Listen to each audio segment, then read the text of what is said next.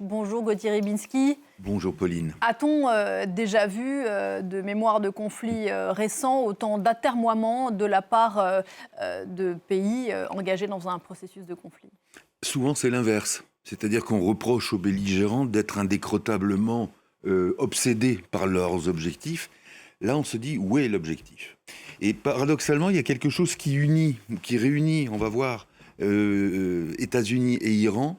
C'est que d'une part, l'Iran a besoin d'une bouffée d'air, parce que l'Iran sait très bien que les choses ne peuvent pas continuer ad vitam aeternam. Et puis, comme le disait Siavosh à l'instant, le discours officiel iranien consiste à dire « nous avons gagné ». Et alors, évidemment que militairement, ça ne tient pas debout, mais en termes précisément de pérennité du régime des Mollahs, il est toujours là, ce régime des Mollahs.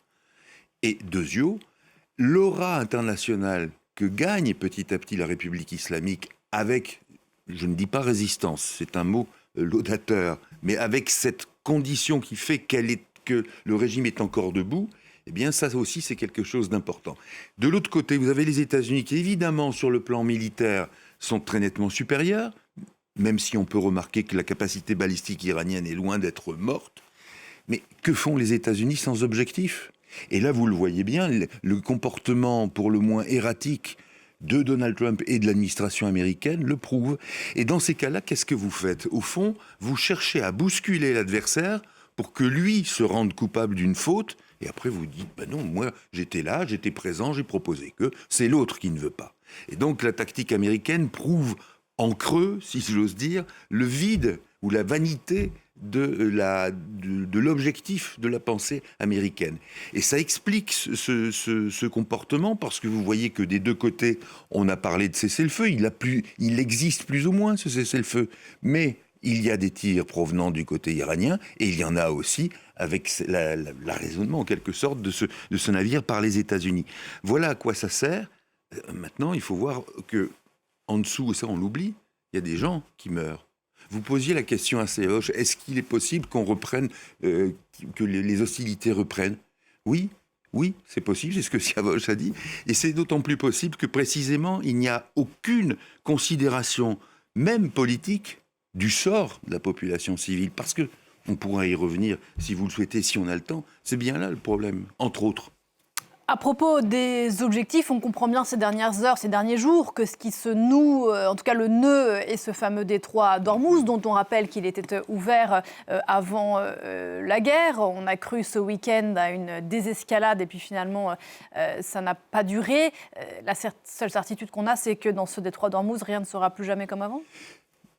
Parce qu'on a quand même des informations sur la question qui ne sont pas très réjouissantes, à savoir que l'idée de privatiser, vous allez voir que le mot a un double sens. Le détroit d'Ormuz fait que précisément cet endroit qui est en principe en droit international accessible à tous, on est en train de lui coller du péage, entre guillemets, c'est-à-dire un droit de passage. Donc ça, d'une part, ça pénalise le commerce international et tous ceux qui sont obligés de passer par là pour commercer. Et on n'est qu'au début de l'estimation des dommages que cause ce type de situation. Mais il y a sans doute plus grave, c'est une privatisation entre guillemets politique. C'est-à-dire que lorsque vous voyez l'initiative européenne dont on a parlé il y a 3 jours, oui c'était vendredi, sur le fait justement de garantir la liberté du passage, bien tout le monde a dit cette position européenne c'est le lot de consolation, comme les Européens n'existent pas dans cette affaire, ils essayent de passer par le biais diplomatique, très bien. Mais le fait que les États-Unis et même l'Iran, d'une certaine manière, disent aux autres « circulez, il n'y a rien à voir, c'est notre affaire, on négocie là-dessus et ça ne nous regarde que nous », c'est une privatisation politique. C'est-à-dire que les autres, y compris des dizaines et des dizaines de pays qui n'ont pas voix au chapitre d'ordinaire parce que ce sont des petits pays, sont exclus d'une question qui pourtant les concerne de manière souvent cruciale.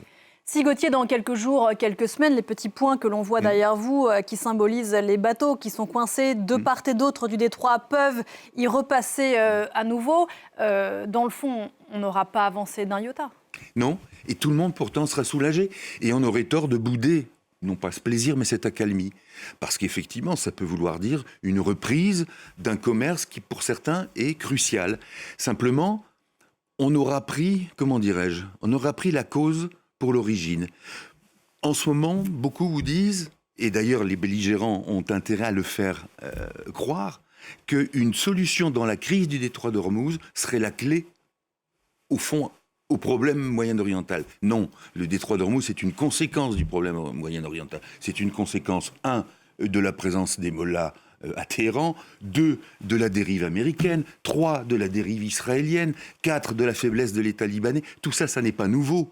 Mais ce sont là les vraies causes, ce n'est pas le détroit d'Ormuz. Mais si ça s'améliore dans le détroit, vous comme moi d'ailleurs, tout le monde, on dira, ouf, on est passé près du pire. Sauf que on pose les germes, les jalons de guerre future parce que le fond n'a pas été réglé. C'est ce qui se passe quand Donald Trump, par exemple, dit l'Iran n'a pas le droit au nucléaire, n'aura jamais le droit au nucléaire. Ah bon ? Et si l'Iran était un pays démocratique, ça poserait problème qu'il ait des velléités d'acquisition du nucléaire ? Non.